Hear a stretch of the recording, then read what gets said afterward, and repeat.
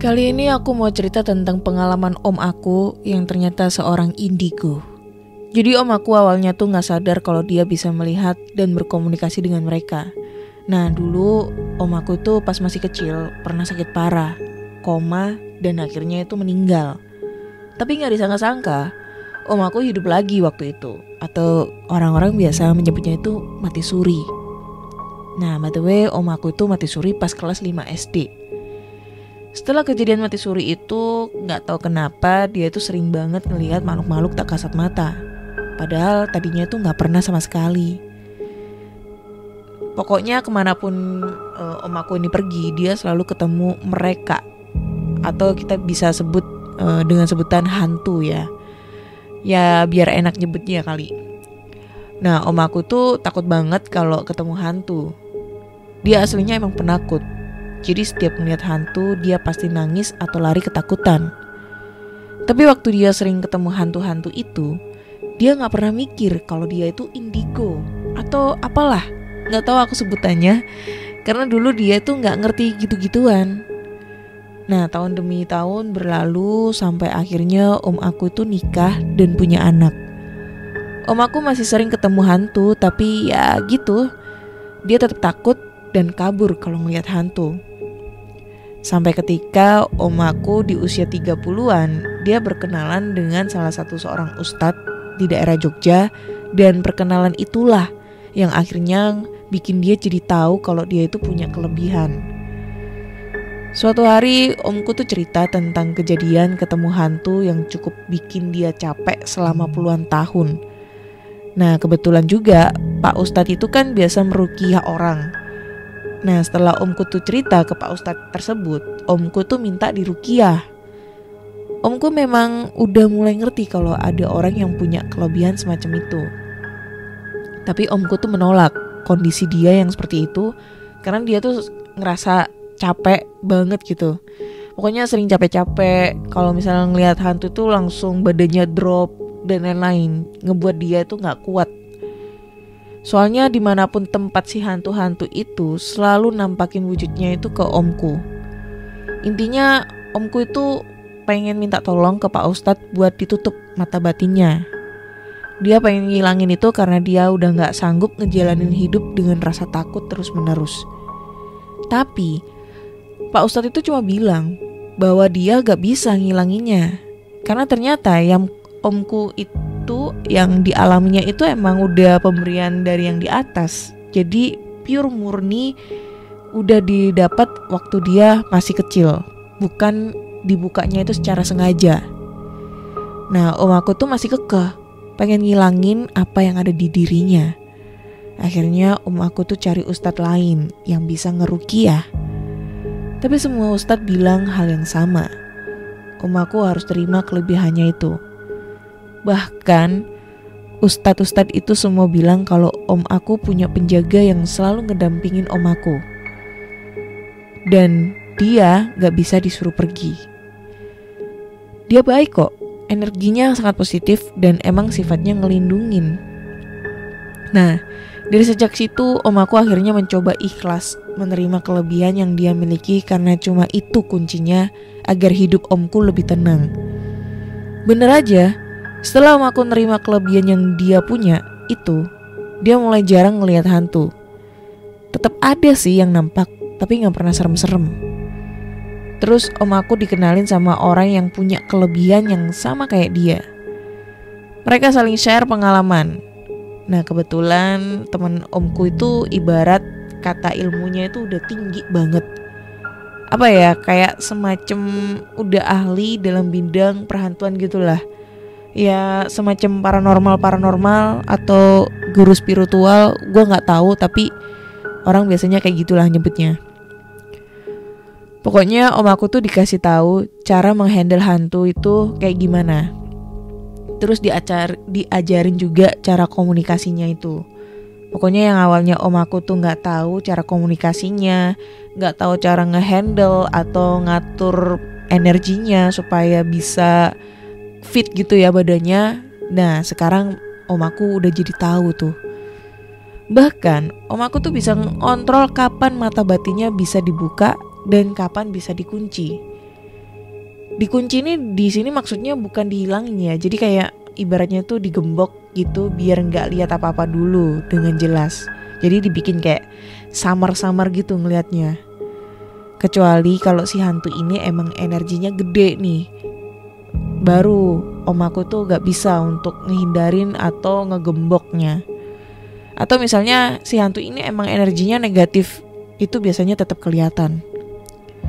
Anyway, tujuan aku ceritain ini tuh sebenarnya karena dapat titipan pesan juga dari omku untuk orang-orang yang dengan entengnya pengen dibuka mata batinnya. Please, jangan gaya-gayaan kayak gitu, karena kalian belum tentu kuat. Orang yang punya kelebihan seperti itu kalau boleh milih pasti gak mau deh punya kelebihan kayak gitu. Gak maunya karena capek. Setiap detik tuh kalau lagi gak bisa ngontrol, hantu-hantu itu bisa mendekat dan minta ditemenin ngobrol. Biasanya mereka punya maksud dan tujuan tertentu ketika ngajak ngobrol. Misal, nyeritain dia bisa meninggal dan minta tolong untuk nyelesain urusan dia di dunia yang belum selesai. Tapi kalau kayak gitu, biasanya omku tuh gak mau bantu. Karena biasanya kalau yang satu dibantu, yang lain ikut-ikutan. Kata omku, hantu-hantu tuh tahu mana manusia yang bisa ngelihat mereka. Makanya setiap ada orang yang mata batinnya kebuka, hantu-hantu itu pasti ngedeketin karena dia pengen bercerita dan nanti ujung-ujungnya minta tolong yang aneh-aneh. Omku yang udah biasa ketemu hantu masih punya rasa deg-degan setiap ngeliat wujud mereka. Kalau hantu itu nampakin wujudnya yang enak dilihat sih, omku biasa aja. Tapi kalau wujudnya yang aneh-aneh, yang mukanya hancur lah, atau yang matanya keluar lah, udah deh, omku gak berani natap mereka. Pernah nih, ada kejadian nyeremin pas dia pulang kerja. By the way, ini terjadi pas masih awal-awal dia baru menerima kelebihannya ya.